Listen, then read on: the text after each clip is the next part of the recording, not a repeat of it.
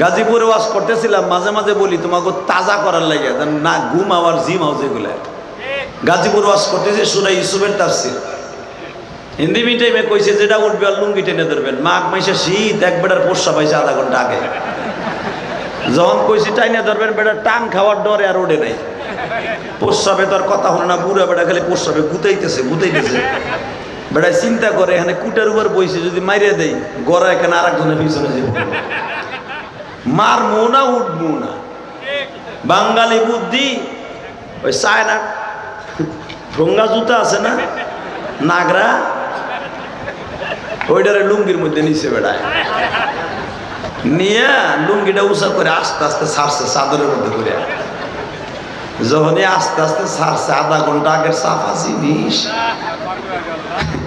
আষাঢ় মাসের পানির মধ্যে সেরাই উঠছে। তো ওই যুবকের মধ্যে কোলা কয় চা আওয়াজ হয় কি, কল আওয়াজ হয় কষ্টা কষ্টা জেহাদের ডরে মুতে দিছি আমি। বেড়া উল ভিতরে জাগায় মুতাই দু মানুষ, ফিলিস্তিনি মায়ের খাই আর তুই যে খেতা গাইতে ঘুমাবি মরবি। যত সময় আলোচনা চলবে ফিলিস্তিনিদের পক্ষে 2 ফোঁটা চোখের পানি দিয়ে দোয়া করা ছাড়া আমাদের আর কিছু করার নাই। কথা বলেন না কেন? যদি এইটুকু না পারো, তোমার মতো স্বার্থপর আল্লাহর জমিনে একটাও নাই। রেডি হয়ে থাকো। এরা যে কত বড় নির্দয় এই ইহুদির বাচ্চারা, এটা ইউসুফ আলাইহিস সালামের ভাইদের দ্বারা বোঝা যায়। শুধু এখন দিলটা নরম করবেন। পৃথিবীতে আমার নবীরে যারা সবচেয়ে বেশি মারছে, এদের মধ্যে সবচেয়ে বেশি ভয়ঙ্কর ইহুদিরা। ইহুদির খ্রিস্ট কিন্তু মক্কায় ছিল। মক্কায় থাকাকালীন আবু জেহেল কিন্তু ইহুদি না, আবু জেহেল হলো মুশরিক হিন্দু। ইহুদি ছিল আবু সুফিয়ানের মামু আখদাস, আদলাস। তারপরে সুফিয়ানের বড় মামার নাম ছিল, এরা ছিল ইহুদির গোষ্ঠী, তার মামার গোষ্ঠী। আবু সুফিয়ান ছিল মুশরিক, মুসলমান কবুল করার আগে, ইসলাম কবুল করার আগে। এই মাত্র 150 ইহুদিরা পুরা মক্কা নাগরিকে নাচায় ফেলতো। আবু জেহেল দেখলো ওরা যদি আমাকে মক্কায় থাকে তাহলে আমাকে নেতৃত্ব চলবে না, তখন মক্কার থেকে মাইরা তাড়ায় দেয়। আপনারা জানেন ইতিহাস, এরা মক্কার থেকে মাইর খাই, আবু জেহেল রাতের মাইর খাই, এরা চলে যায় খায়বারে। ইহুদিবাদীর বাচ্চারা খায়বারে চলে যায়। আবু জেহেলও পছন্দ করতো না ইহুদি এই যাযাবারদেরকে, এই রোহিঙ্গাদেরকে আবু জেহেলও পছন্দ করতো না। এই যে মানে প্রধানমন্ত্রী দয়া কইরা এই যে 10 লক্ষ রোহিঙ্গা গো আমরা জায়গা দিছি, ভয় পাইতাছি, কারণ এই ফিলিস্তিন এই ইসরায়েলে জায়গা দিছে, এরা নিছিল ভাড়া, এই জায়গাটা ভাড়া নিছিল, ওরা লিস্ট নিছিল। আপনারা তো ইতিহাস জানেন না। এই ইসরায়েল দেশ না, এরা নাম রাখছে এটা ফিলিস্তিনিদের গাজার একটা অংশ। কথা বলেন না কেন? হামাসের একটা আর গাজার একটা অংশ এই ইসরায়েল, একটা প্রদেশ। আর একটা প্রথম স্কুল ভাড়া নিছে, এরপরে কলেজ করছে। এই যে প্রাণ কোম্পানি, এটা কিন্তু ইসরায়েলের। এই যে কোকা কোলা,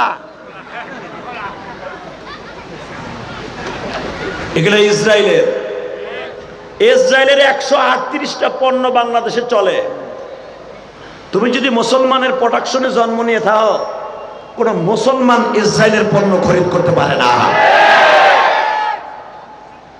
মাথায় রাখবা, জিজ্ঞেস করবা ইসরায়েলের কোন কোন পণ্য। দোকানদার যদি সত্যিকারের নবীকে ভালোবেসে থাকে, দোকান থেকে লাথি মেরে মেরে ফেলাই দেবে, লস হয় হোক, বিশ্ব নবীর সুপারিশ অজীব হোক। অন্তত বোঝা যাবে যে আমি ইসরায়েলকে ঘৃণা করি, যেমনি আমার আল্লাহ ইসরায়েলকে ঘৃণা করে। আবু জেহেল সুদ্দা ইসরায়েলের এই ইহুদিবাদীকে ঘৃণা করছে। এরা মক্কায় জায়গা না পাইয়া মক্কা মদিনার মাঝখানে একটা খায়বার জায়গা আছে, এই জায়গায় স্থান নিল। নবী যখন মদিনায় গেল, খায়বারে যুদ্ধ করে এদেরকে এমন মার দিল, এরা মক্কা মদিনায় জায়গা না পাইয়া এরা চলে গেল ফিলিস্তিন। মারহাবা বলতে পারেন না? বিভিন্ন দেশে ঘুরিয়া ঘুরিয়া কসুর ট্যামের মতো ফিলিস্তিনিদের ইমান ছিল একবারে নরক, কাছে জায়গা কিনা ভাড়া নিয়ে আজকে আলাদা রাষ্ট্র কায়েম করলো। এখন পুরা ফিলিস্তিন বাইতুল মুকাদ্দাস ওরা দখল করতে চায়। জীবন যাক আর থাক, ফিলিস্তিনিদের শরীরে এক ফোঁটা রক্ত থাকতে বাইতুল মুকাদ্দাস তোদের হাতে যাবে না। কি বলেন আপনারা? জোরে বলেন, জোরে বলেন। যদি ফিলিস্তিনিরা সব মারা যায়, বাইতুল মুকাদ্দাসকে রক্ষা করতে তারা ব্যর্থ হয়, সারা দুনিয়ার মুসলমান যদি ফিলিস্তিনে যায়, তাদের পাশে আমরাও দাঁড়াবো। রাজি আছেন না নাই? হে উলামা ইকরাম, এই বাইতুল মুকাদ্দাস এমন একটা কিবলা, বাইতুল্লাহর আগে বাইতুল মুকাদ্দাস ছিল মুসলমানের কিবলা, ফেরেশতাদের কিবলা বাইতুল মামুর, আর আপনার আমার কিবলা হলো বাইতুল মুকাদ্দাস, প্রথম বাইতুল মুকাদ্দাস। যেই বাইতুল মুকাদ্দাসকে টার্গেট করে আমার আল্লাহ কোরআনে কি বলে শুনেন? সুবহানাল্লাযী আসরা বিআবদিহি লাইলাম মিনাল মাসজিদিল হারাম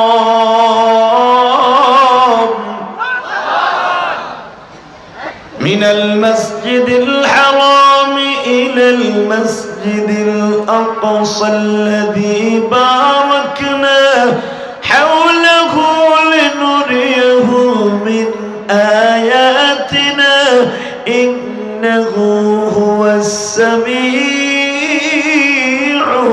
বাসীর।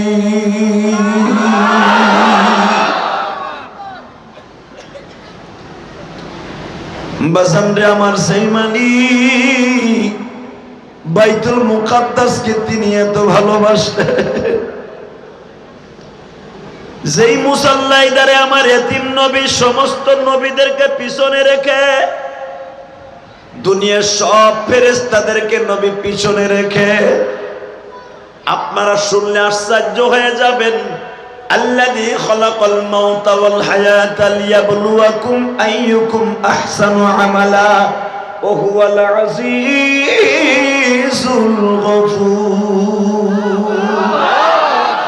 আমি আল্লাহ আল্লাযী খালাকা সাবআ সামাওয়াতিন তিবাকা মা তারা ফি খালকির রহমান।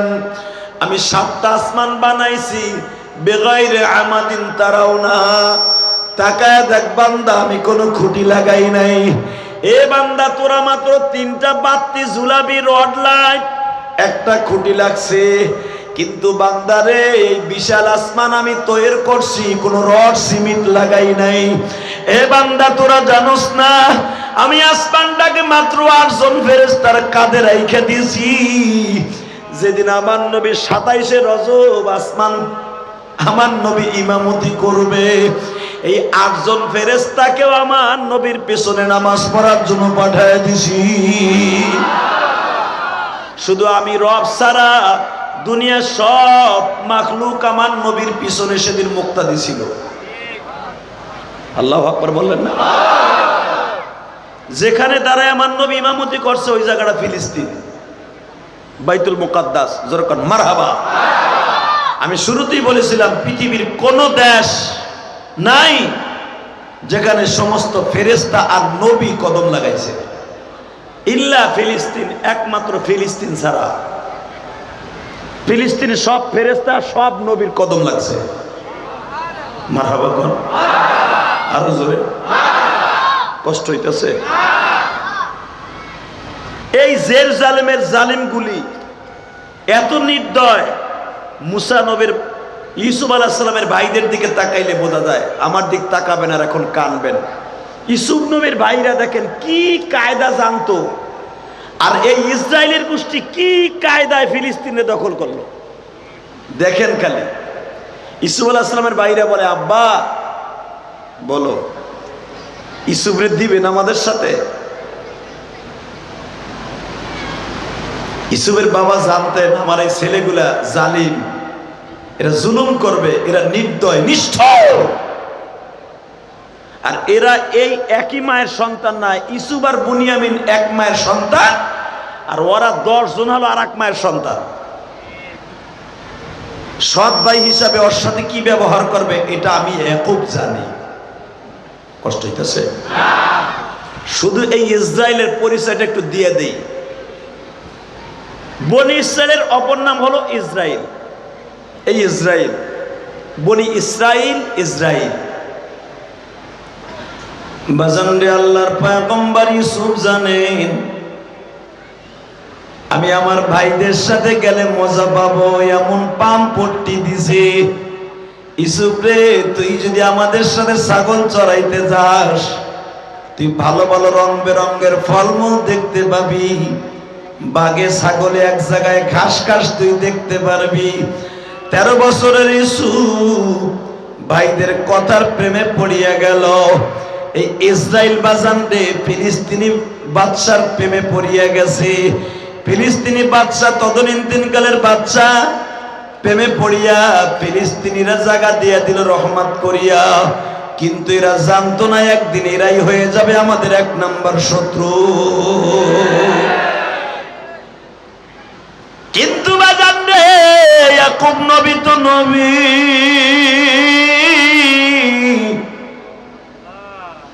ইয়াকুব নবী বুঝিয়া ফেলছে আমার ছেলেরা আমার ইউসুফের সাথে খারাপ ব্যবহার করবে। ইউসুফ রে বারবার প্রতিবন্ধকতা সৃষ্টি করতেছে। ইয়াকুব, বাবা তুই তোর ভাইদেরকে চিনোস না, তোরে কিন্তু ওরা এমন মাইর দেবে জীবনে কল্পনাও করস নাই।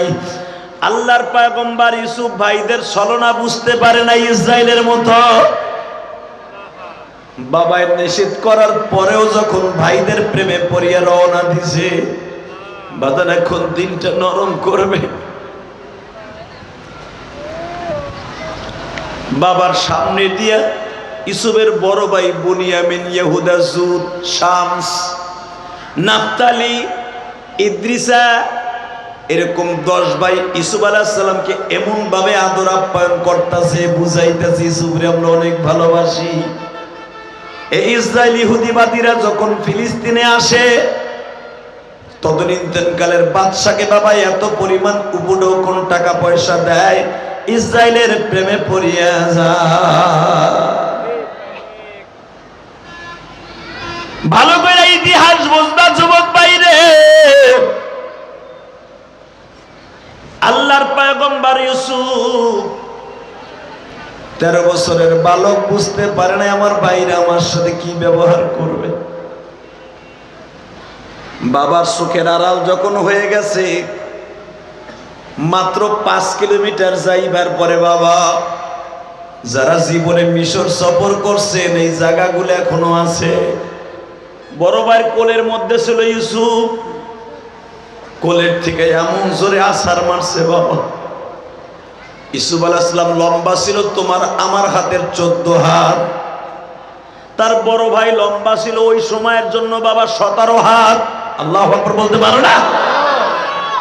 17 হাত মানুষটা ইউসুফ আলাইহিস সালামকে মাটিতে এমন জোরে আছাড় মারছে। ইউসুফ আলাইহিস সালাম লাফ দিয়ে দাঁড়ায় গেছে, ভাই তুমি কি ঘুমের জোরে আমার আছাড় দিলা? 2 নাম্বার ভাই বুনিয়া, 2 নাম্বার যেই বদমাইশটা ছিল নবীর সন্তান, তখন তারা জুলুম করছে বিদায় বললাম, এখন কিন্তু পরবর্তীতে তাদের ভুল বুঝছে, এই জন্য তারা ঈমানদার। আল্লাহু আকবার বলতে পারেন না? তদনীন্দ্র ওই সময়ের জন্য আপাতত বললাম, যখন ইউসুফ আলাইহিস সালামকে 2 নাম্বার ভাই যাই এমন জোরে পাড়ায়া ধরছে, ইউসুফ আলাইহিস সালাম বলে, বাইরে তোমরা এইভাবে আমারে কেন মারো? যেভাবে এখন ইসরায়েল মারতেছে বাবা, ওদের মধ্যে কোনো দয়া মায়া নাই। বাইতুল মুকাদ্দাসের মধ্যে নামাজ পড়তেছে, নামাজরত অবস্থায় পাখির মতো গুলি বাইরে মারকে ফেলছে।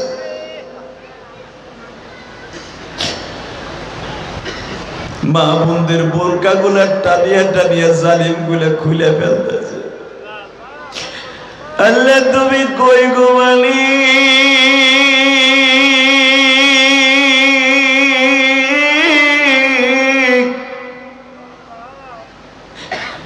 তুমি একটু রহমতের নজরে ফিলিস্তিনের দিকে তাকাও, যেই জমিনে আমার জাতির পিতা ইব্রাহিম ঘুমিয়েছে।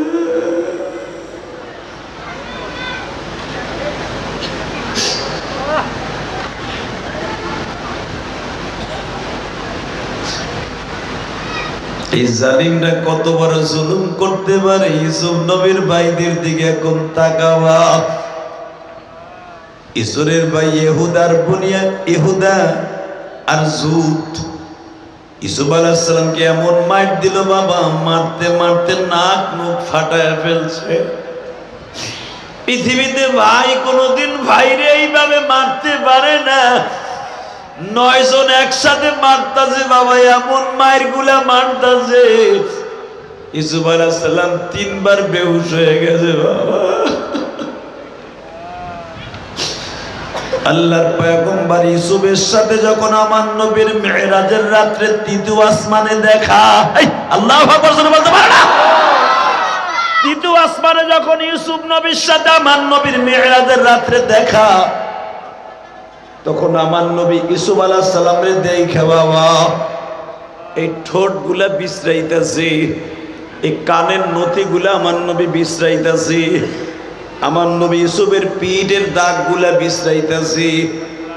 নবী আমার জিজ্ঞেস করে, ইউসুফ রে, তোমার ভাইরা যে তোমারে মারছিল সেই দাগগুলা কই? আল্লাহর পয়গম্বর ইউসুফ বলে, নবীজি এই জন্যই কি আমি দেখতাছি আপনার ঠোঁটটা ফাটা। আবার নবী বলে, ইউসুফ রে, তোমারে মাইরা হাত করছে তোমার ভাইরা, আর আমার ঠোঁটটা ফাটাইছে। তাইফের ছেলেগুলি আমার ঘাড়ের মধ্যে দেখো কত কোটা রাখা।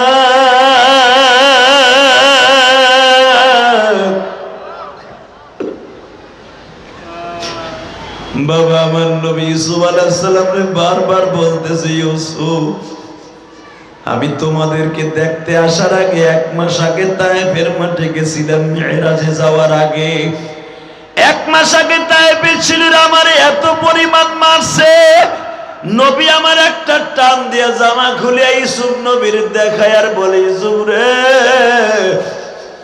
আমারে দেখো কিভাবে মারছে রে ইউসুফ। পৃথিবীতে আল্লাহ আমার পরে সবচাইতে সুন্দর চেহারা দিয়ে তোমারে আল্লাহ বানাইছে। পৃথিবীর সবচাইতে সুপারস্টার চেহার মালিক হলাম আমি নবী। আমার মতো সুন্দর চেহারা দিয়ে আল্লাহ কাউরে বানায় নাই। এরপরে আল্লাহ তোমারে সুন্দর করে বানাইছে রে ইউসুফ। তোমার এই সুন্দর শরীরের মধ্যে যারা তোমার ভাইরা মেরেছে, ইউসুফ আলাইহিস সালাম চোখের পানি ছাড়িয়া দিয়া কয়, ইয়া রাসূলুল্লাহ,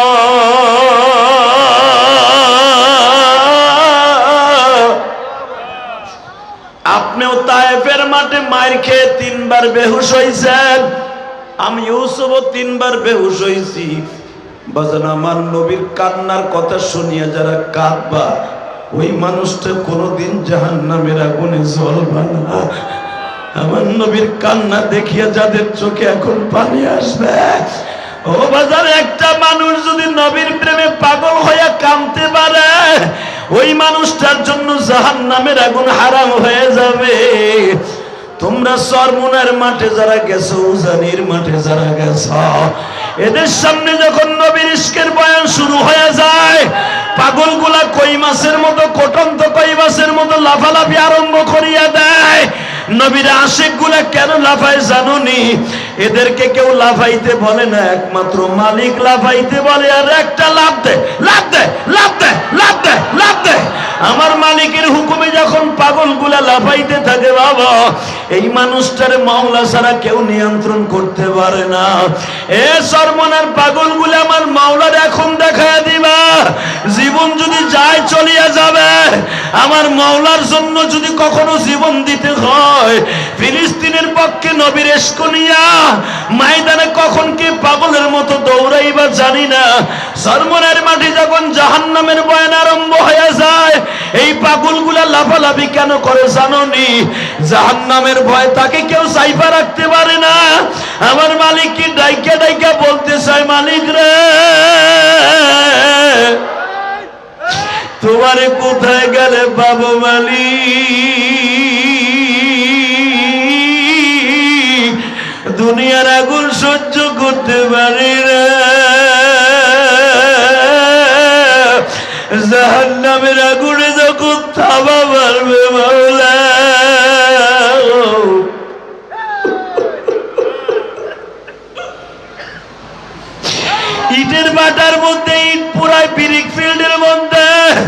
বাবা ইটের ঢাকনিটা টান দিলে ধাউ ধাউ করে জ্বলিয়া উঠে।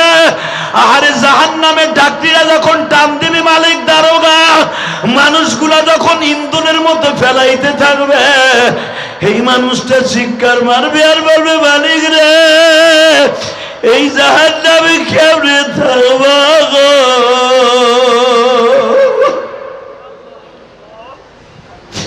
আল্লাহ আমি তোমার কাছে বলতেছি আমার ভাইদের সব আমারে মাফ করিয়ে দাও।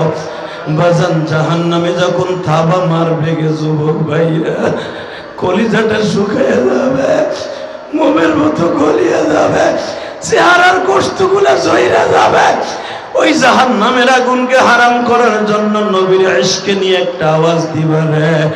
আহারে জীবন যদি চলিয়া যায় যাবে, তবু বেঈমান গুলারে কুত্তার মতো কোবাইতে রাজি আছো না নাই? হ্যাঁ রাজি আছো, আল্লাহকে তো হাত তুলে দেখায় দাও।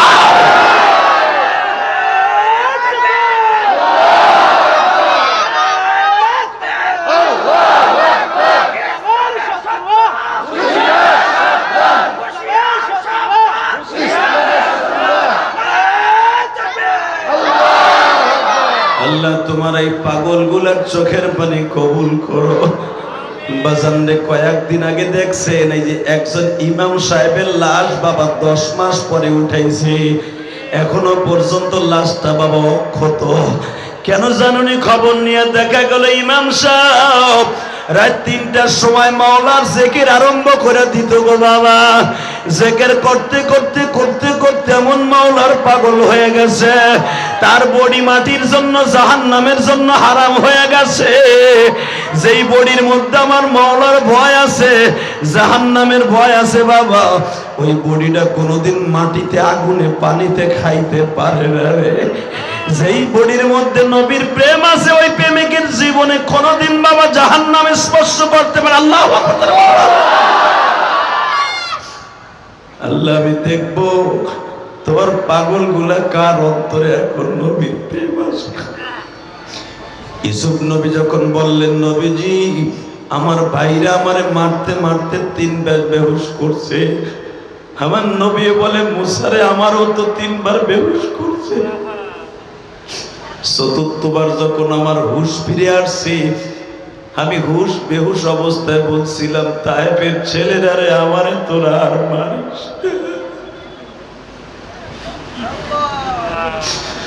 আমার নারায়ণগঞ্জ ফতুল্লা থানার বাইনা, পঞ্চবটির বাইনা,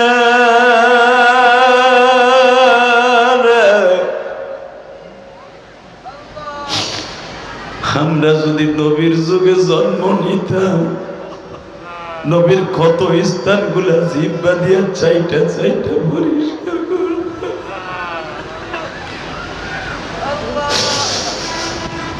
আল্লাহ তুমি দেখো নবীর ইশক লয়া কারা কোন চিৎকার মারবে।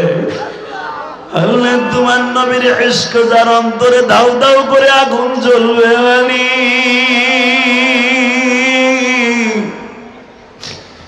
এই মানুষটা তো কোনদিন জাহান্নামের আগুনে জ্বলতে পারে না।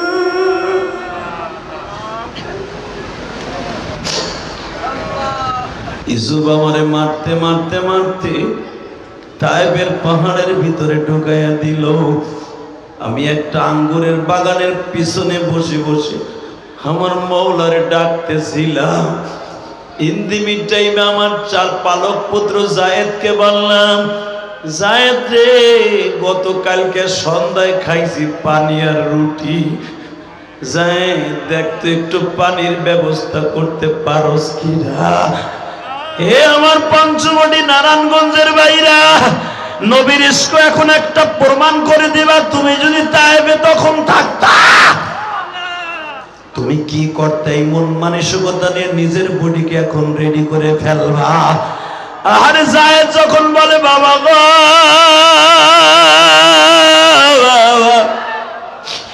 পানির মশক তো নাই, পানির জগ নাই, কি দিয়া পানি চাহিব? নবী বলে, জায়েদ রে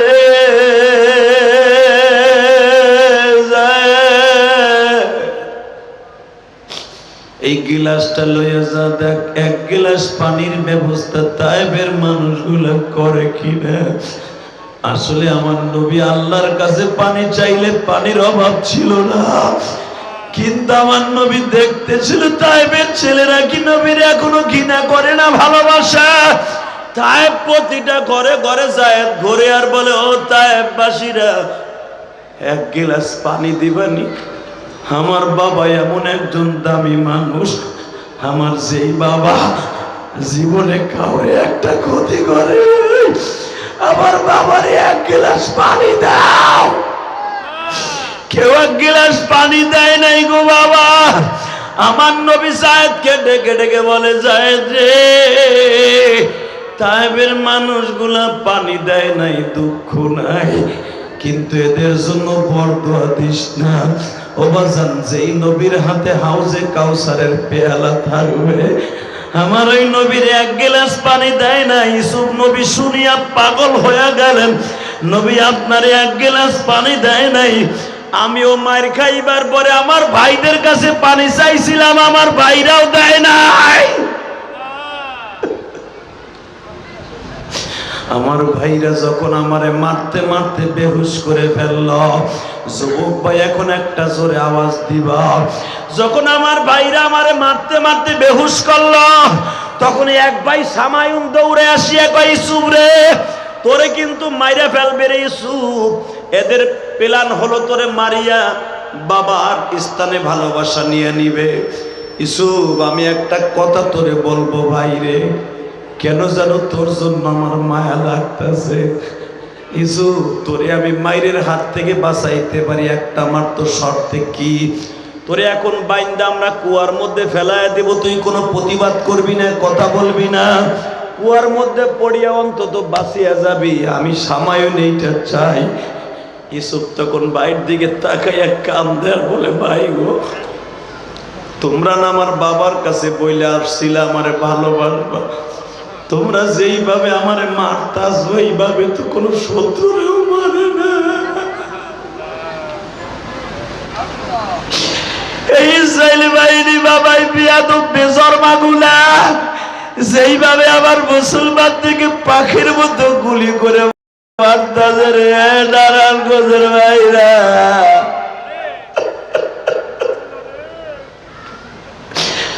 মাদ্রাসা গুলা বোমা দিয়া উড়াই দিতেছে, মসজিদ গুলা বোমা দিয়া উড়াই দিতেছে। তবে আল্লাহর প্রশংসা করি, একটা মসজিদকে তারা বোমা দিয়া উড়াইতে যাইয়া ওই বিমান সহ হেলিকপ্টার শুদ্ধ আল্লাহ ধ্বংস করে দিয়ে যায়। তাহলে বোঝা গেল আল্লাহর ঘর আল্লাহ রক্ষা করবে, কথা ঠিক না বেঠা? এই মুসলমান আওয়াজ দিতে হবে, যদি আর একটা মসজিদকে ওরা ধ্বংস করে, আল্লাহ তুমি ওদেরকে ধ্বংস করে দিবা, ধ্বংস করে দিবা, ধ্বংস করে দিবা।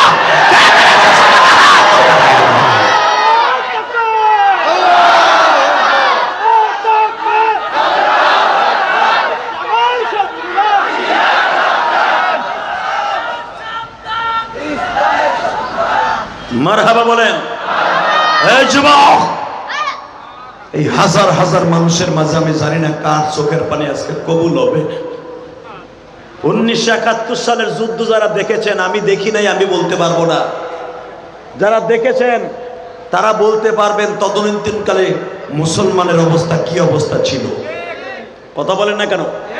মুসলমান বলেন, হিন্দু বলেন, যেভাবেই বলেন, ওই জালিম পাকিস্তানি হানাদার বাহিনীরা যেইভাবে মুসলমানদের, আমার মা বোনদের ইজ্জতকে লুণ্ঠন করেছে, ওই সময় যারা বেঁচে ছিলেন তারা বুঝতে পারবেন যে ফিলিস্তিনে কি অবস্থা হচ্ছে।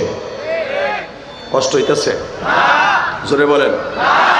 আপনাদের চোখের পানির খাতিরে ফিলিস্তিনকে আল্লাহ আজাদ করবে ইনশাআল্লাহ বলেন। এই জালিমগুলো কত বড় জালিম একটু থিংস দিয়ে যায় আপনাদের।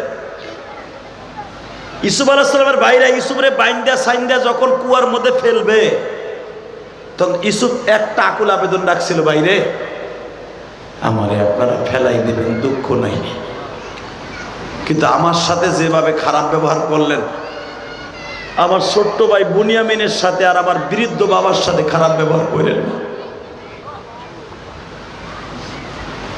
ইউসুফের বড় ভাই, যেটা জানেন, সবচাইতে নিষ্ঠুর ছিল। এই কথাটা বলতে দেরি আছে, ইউসুফের গলাটা চিপ্পা ধরতে দেরি করে নাই। ভাই কলাইতাইছো, আমরা তোর ভাই না?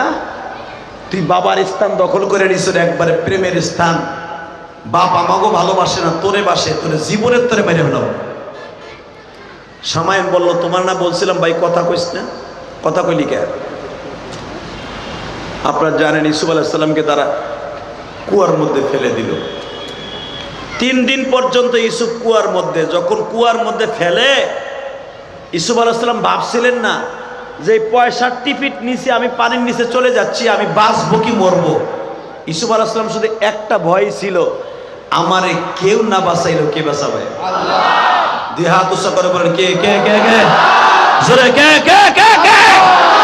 এই যুবক, আজকে 17 অক্টোবর হাজার হাজার মুসলমান এখন ইউসুফ নবীর মতো আল্লাহকে জোরে একটা আল্লাহ বলে ডাক দাও, ডাক দাও। 17 অক্টোবর ডাক দাও, দাও একটা ডাক দাও। 17 অক্টোবর এই নারায়ণগঞ্জের ফতুল্লার জমিনে ডাক দাও। এই হাজার হাজার মানুষ দাও, ডাক দাও ইউসুফ নবীর মতো ডাক দাও, দাও ইউসুফ নবীর মতো ডাক দাও, ডাক দাও, ডাক দাও, দাও আজকে 17 অক্টোবর ডাক দাও। আল্লাহ, তোমার কি মায়া লাগে না? তোমার কি মায়া লাগে না? দেখো কেমনে ডাকে, দেখো দেখো হাত উঁচা করে কেমনে ভিক্ষুকের মতো ডাকে। ইউসুফ আলাইহিস সালাম যেমনে ডাক দিয়েছে, আমার ভাইরা তোমার ডাক দিয়েছে, ফিলিস্তিনের পাশে তুমি দাঁড়ায় যাও, ফিলিস্তিনের মুসলমানকে রক্ষা করো, তোমার বুমা দিয়া ইসরায়েলকে ধ্বংস করে দাও। যেমন ওরা মসজিদকে ধ্বংস করতে যাইয়া মসজিদের মিনারা থেকে যেমন গজব দিয়ে ধ্বংস করছ, ইসরায়েলকে তুমি ধ্বংস করে দাও। কষ্ট হইতেছে? একটা যুবক যাওয়ার চেষ্টা করবি না। আল্লাহ দেখো তোমার পাগলগুলার চোখের পানি কবুল করো, ফিলিস্তিনি বাচ্চাদেরকে তুমি কবুল করো। শুধু আমার সাথে বলবেন, এই জমিনের মালিককে এই আল্লাহ এখন আছে না নাই? বিশ্বাস হয়? ইনশাল্লাহ আল্লাহ যে আছে ফিলিস্তিনে তার প্রমাণ হচ্ছে।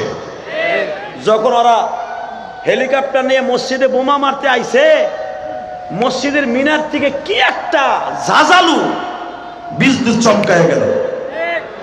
এমন এক বিজলি চমকাইলো, ওদের বোমা তো দূরের কথা, ওরাই ধুলিস্যাৎ হয়ে গেল। কথা বলে না কেন? আল্লাহ পারে না? পারে।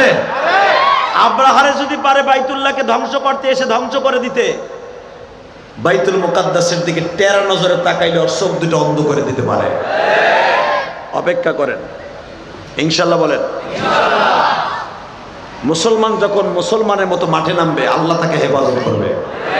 আপনাদের জানা আছে খায়বারের যুদ্ধে মুসলমানের চাইতে ওদের সংখ্যা ছিল বেশি। এই মুসলমানের পোলা যখন মুসলমানরা চিন্তা করলো যুদ্ধ করতেছি, ওরা পাহাড়ের গুহার থেকে বের হয়, কামুজ দুর্গ থেকে বের হয়, 1-10 সকালবেলা বের হয়, মুসলমানকে ভয়ভীতি দেখায় আবার গর্তের মধ্যে ঢুকে যায়। যুদ্ধ আর হয় না, মুসলমানের বিজয় হয় না। বিশ্বনবী বলে ফেললেন, যদি তোমাদের বিজয় অর্জন করতে হয়, এই তোমরা যুদ্ধের কারণে কয়েকদিন ধরে আমার একটা সুন্নাতকে ছেড়ে দিয়েছো, সেটা হলো দাঁত বেরাস করা। মারহাবা বলেন। এ কষ্ট হইতেছে, এই এক চাচা আগ করে নিছে। আমার একটা সুন্নাত তোমরা ছেড়ে দিয়েছো, এই 19 দিন পর্যন্ত তোমরা ছেড়ে দিচ্ছ যুদ্ধের কারণে। মেসাক করো না, ওই ডাল ভাঙো। পাহাড়ের উপরে সাহাবীরা উঠলেন, ডালগুলা ভাঙলেন। ভেঙে যখন নবী বললেন পাতা পুতা শুদ্ধা, গাছের পাতা ফেলাইয়া মেসাক করবা না, পাতা মাথায় থাকবে, দাঁত ডলবার, পাতাগুলা তোমাদের দাঁতের আঘাতে লড়বে। দেখেন আমার নবীর কি বুদ্ধি। সুবহানাল্লাহ বলেন না? মন খারাপ চলে যাবেন? আরে আমার বাবা, আপনার বাবা নবী মুহাম্মদ রাসূলুল্লাহ, এই প্রসেসিং গুলো আমার নবী শিখায় গেছে, এই কোয়ালিটি গুলো আমার নবী শিখায় গেছে। যখন সাহাবা একরাম পাতা শুদ্ধ ডাল দিয়া মেসাক করতেছে, রোমান সৈন্যরা বেঈমান গুলা দেখতেছে যে মুসলমান তাজা গাছ পাতা শুদ্ধ খাইতেছে। আপনার কষ্ট হয়ে গেছে, মনোযোগ করে আল্লাহুম্মা আমিন। আল্লাহ, ও আল্লাহ, এরা আমার কথা শোনার পরও এরা আওয়াজ দেয় না, ফিলিস্তিনের পক্ষে আওয়াজ দেয় না। একবার বাড়িঘর তুমি চিনো গো আল্লাহ, এরা বাড়িতে যাওয়ার আগে লুলা বানাই দিও আল্লাহ। আওয়াজ হইবে এবার, নাহলে 5 মিনিট পরে বিদায় নেব। Ready ready. যখন তারা ডাল সহ পাতা সহ দিয়ে যখন মেশাক করতেছে, বেঈমান গুলা পাহাড়ের ভিতর দিয়ে ইন্দুরের মধ্যে দেখে গাছ খাইতেছে।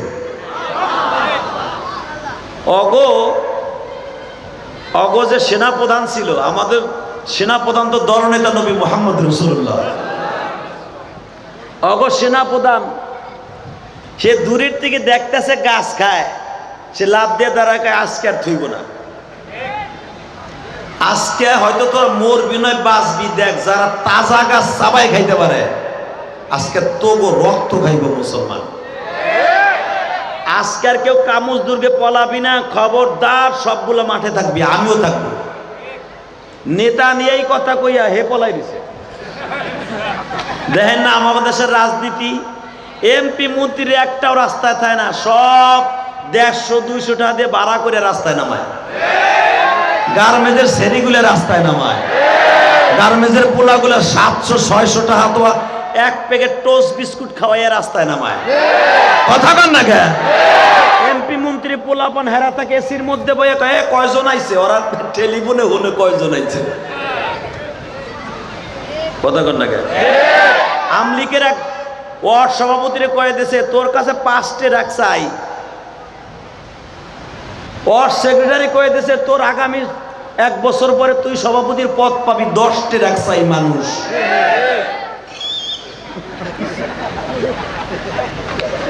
এলাকার গেটু মেটু স্ক্রু টাইট মাইট নেতার কে অভাব আছে? উরি বাবা, উরি নিতারে ফুডার করে ফুডা, গাঞ্জাখোর, সেরিখোর। কথা কন না। আমার শাশুড়ি শেখ হাসিনার ছবি মাথার উপরে দিয়া, বঙ্গবন্ধুর ছবি দিয়ে ফেস্টুনি ছাপাইয়া এই রাস্তার মোড়ে মোড়ে কি কয়, আমি আওয়ামী লীগের সভাপতি। এ চোরের ঘরে চোর, তুই আওয়ামী লীগের সভাপতি, তুই তরকারি একটা বেটা রাস্তায় ধরে সারাদিন তরকারি বেচে, চানাচুর বেচে, হের কাছ থেকে 250 টাকা চান্দা খায়। হে চান্দা না দিলে পরের দিন ভ্যান দিয়ে বইতে দেয় না। তোর নেতার গোষ্ঠী কিলাই, তোর নেতার উপর সুতার বাড়ি পুষাপ করি আমি। তুই গরিবের কাছ থেকে চান্দা খাস, আবার তুই নেতা মারাস, ফুডার ফুডা। আপনার এলাকার কত কই না, এটা শামীম ওসমানের ভাইয়ের এলাকা। আমি কই আমার গোপালগঞ্জের কথা আর কেরানীগঞ্জের কথা।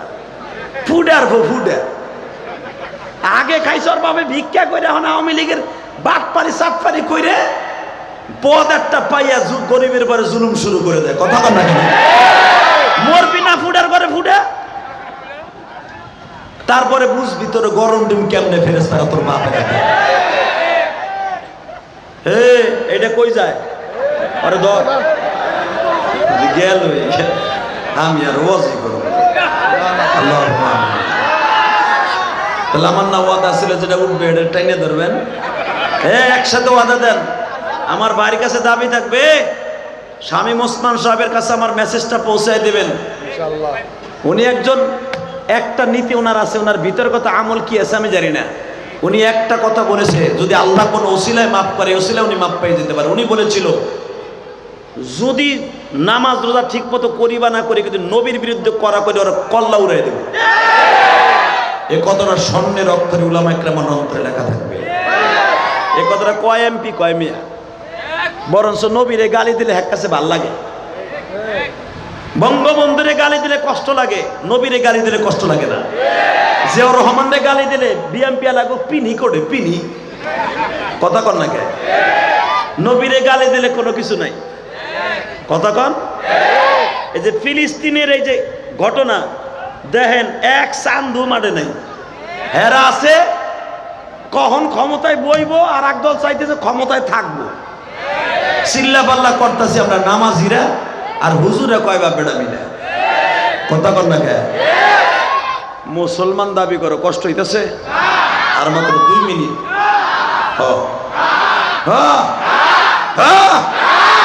তাহলে আমার একটা ওয়াদা থাকবে যারা ভ্যানে তরকারি বেছেন চানাচুর বেছেন কোনো ফুডায় যদি চান্তা চাইতে হয় ওর কপালে গরম পানি মারবেন মাইরে দিয়ে দেশে যাবেন গা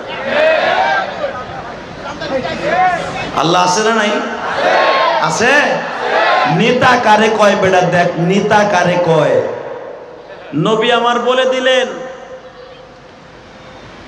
একজন মাঠের বাইরে থাকবে না আজকে যুদ্ধ হবে মরণপণ যুদ্ধ আর ওই নেতায় কয় আজকে যুদ্ধ হবে মরণপণ যুদ্ধ তারা গাছ খাইতেছে ওই নেতা এগো মাঠে নামাই দিয়া ঘুমাইছে অগ কর্মীরা কয়ে মগা তুই হয়ে রেছিস কে আমি একটু রেস্ট লইতেছি তুই রেস্ট লইলে আমরাও কিন্তু মাঠেতে ভাগ্যাম আমার নেতা কারে কয় রে যুবক এবার আওয়াজ দিও হামাজে নেতাগুলা পাথর দিয়ে বোমার সামনে দাঁড়াইতেছে কারণ কি জানুনি তাদের নেতাগুলা বিশ্ব নবীর সাহাবীদের মতো আমল করে হে মুসলমান ভাইরা রে বিশ্ব নবী যখন বলিয়া দিলেন গো আজকের যুদ্ধের সেনাপতি আমি নবী একজনকে ঘোষণা করব তোমরা রেডি হইয়া যাও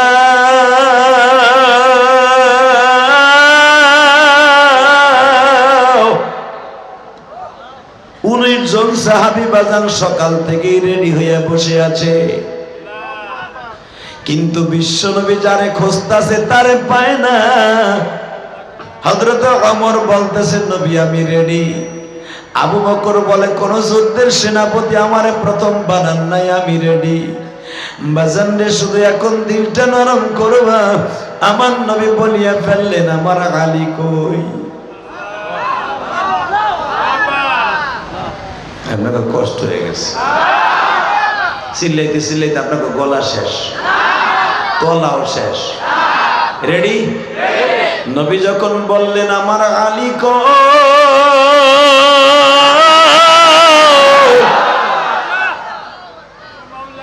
একজন সাহাবী কয় হুজুর আলী তো অসুস্থ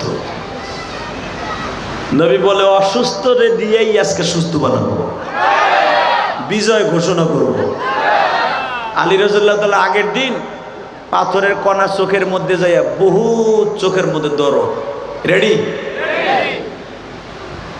নবী আমার এই শাহাদাত আঙ্গুল দিয়ে গালের মধ্যে আস্তে করে একটু লালা আলীর চোখে লাগাই দিলেন এটা তো আমি ইলিয়াসুর রহমান জিহাদি চোখের মুখের লালা না এটা তো আপনাকে মসজিদের ইমাম সাহেবের চোখের লালা না এটা এমন একজনের মুখের লালা আমার নবী হাতে পাথর ধরে চাপ দিলে স্বর্ণ হয়ে যায় আমার নবী আঙ্গুল দিয়ে চাঁদের ইশারা করলে 2 খণ্ড হয়ে যায় আমার নবী আঙ্গুল দিয়ে পাথরে গুতা দিলে পাহাড়ের ঝর্ণা হয়ে যায় আমার নবী 1 পেয়ালা দুধ হাতে নিলে 70 জনের খাবার হয়ে যায় আমার নবী 8 কেজি গমের আটার খাবার 1500 সাহাবীর খাবার হয়ে যায় সেই রহমাতুল আলামিনের হাত ঠিক না বেটি জোরে কর আরো জোরে আরো জোরে 1 লোটা পানি দিয়া 3500 সাহাবীর গোসল খাবারের পানি হয়ে যায় কষ্ট হয় না 2 মিনিট আলী রেডি হও হেই বাংলার মুসলমান রেডি হও বিশ্বনবী বললেন লো আলী তরবারি লো দেখাই দিবি তোর বাবার মতো তুই যে আব্দুল্লাহর ভাতিজা নবী মুহাম্মদের চাচতো ভাই আবু তালেবের সন্তান কুরাইশ বংশের সন্তান সারা দুনিয়া প্রমাণ করে দিবে আলী আজকা বেঈমান গুলারে ইন্দুরের মতো আজকে সুবাইয়া সুবাইয়া মারবি কুত্তার মতো কোবাইয়া মারবি আলী তোর পিছনে যদি পাহাড়ও চলে আসে পাহাড়কে ধাক্কায় সরাই ফেলবি ওদের কাবুস দুর্গ 8 মণ 8 মণ 16 মণ ওজন একটা দরজার পাল্লা দরকার হয় ওদের পাল্লা ভাঙ্গে যুদ্ধ করবি। আর এক সাহাবীরে বলে দিলেন, তুই খালি আমার আলীর হাতে তরবারি দিবি। রেডি? আমরা তো সেই বীরের জাতি। ফিলিস্তিনি মুসলমান যে পাথর দিয়ে মোকাবেলা করে এমনি এমনি না, এরা শেরে খোদা আলীর রক্ত তাদের মধ্যে প্রবাহমান। পালাইতে জায়গা পাবি না ফিলিস্তিন, অপেক্ষা কর টুডু টুমরু কুত্তার মতো মার খাবি। নেউরা কুত্তা সামনে কাতি মাসে মার খাই, এইভাবে খাবি ইনশাল্লাহ, এইভাবে খাবি, এইভাবে খাবি, এইভাবে খাবি, এইভাবে খাবি ইনশাল্লাহ, এইভাবে খাবি, এইভাবে খাবি, এইভাবে খাবি, নেউরা কুত্তার মতো খাবি। মুসলমান আল্লাহকে হাত উঁচু করে দেয়।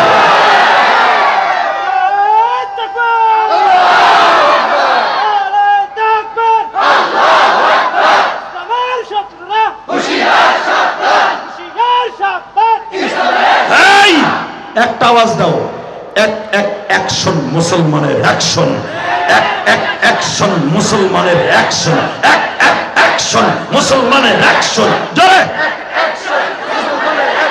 নারায়ে তাকবীর, নারায়ে তাকবীর।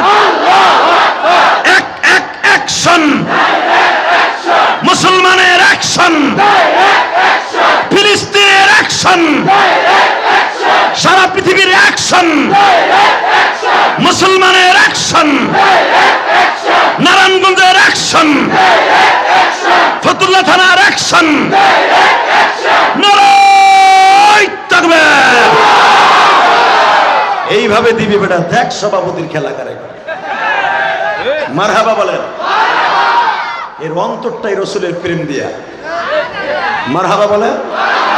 বোঝা হয়ে গেছে। তোমাকে চাইতে সভাপতির অন্তরে মুসলমানের ফিলিস্তিনের দরদ বেশি। তোমরা তো মেয়রের মতো বেটা খারাই গেছে গা। দোয়া করি আল্লাহ তাকে কবুল করেন, আশেকে রসুল হিসাবে কবুল করেন।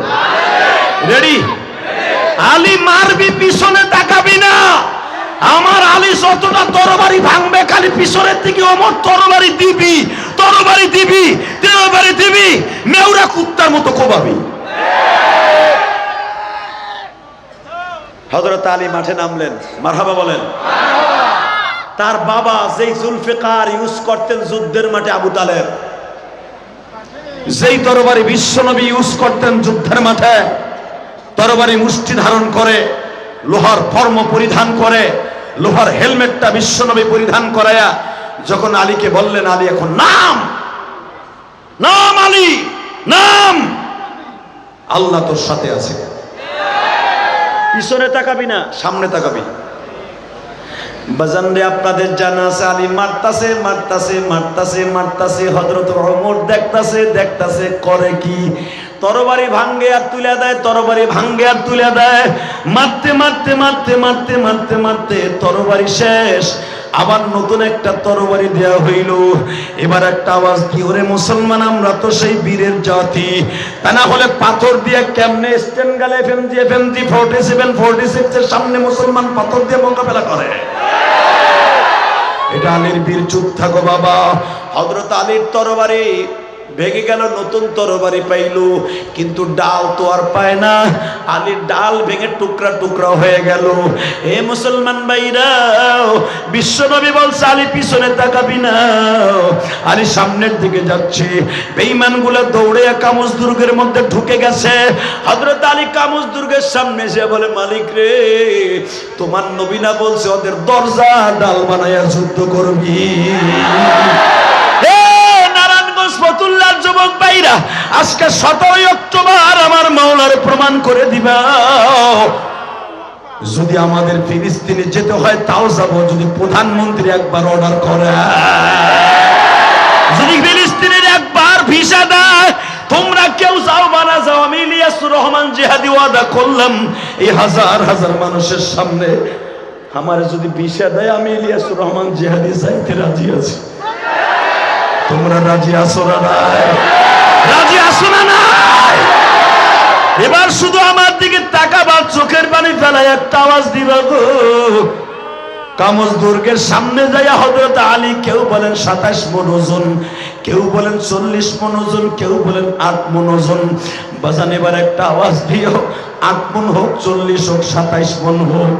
এই পিতলের দরজাটা যারা তারা লাগাই দিছিল ভিতরের থেকে, হযরত আলী বাম হাত দিয়া ওই দরজার পাল্লাটারে মুষ্টি ধারণ করলেন, একটা টান মারলেন। বাবা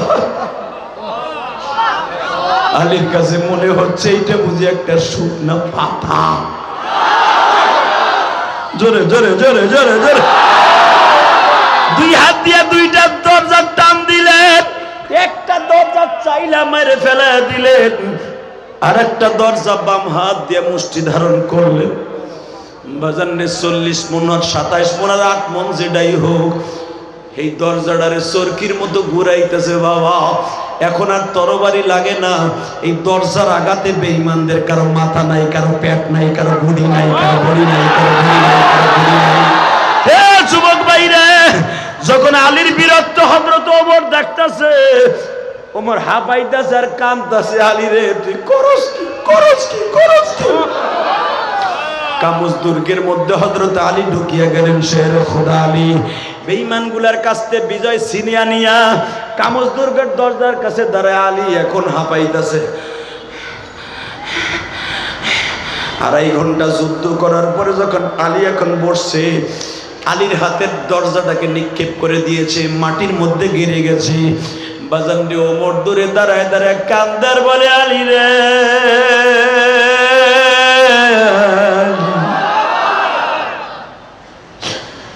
পৃথিবীতে আমি ওমরের মতো মক্কায় এত বড় বীর যোদ্ধা কেউ ছিল না। তোমার বাবার সময় আমি যুদ্ধ করতাম, যুদ্ধের মাঠে থাকতাম। তোমার বাবা আজকে বাইসা থাকলে, আবু তালেব বাইসা থাকলে দেখতো আমি ওমর কত বড় বীর যোদ্ধা। কিন্তু আমি আর তোমার কাছে একটা ছোট্ট শিশু। আলী চল, আমি তোরে ঘাড়ে করে বিশ্ব নবীর কাছে লয়ে।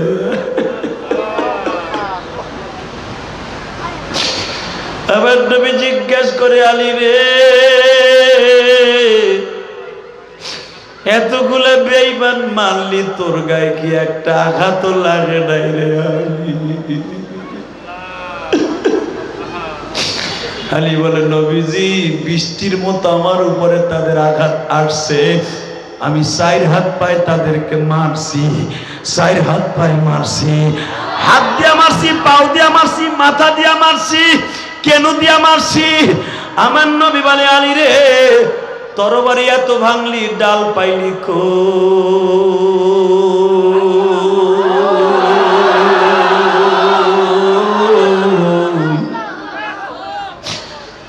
আলী বলে, নবী গো সেটা একটা বিরাট ইতিহাস।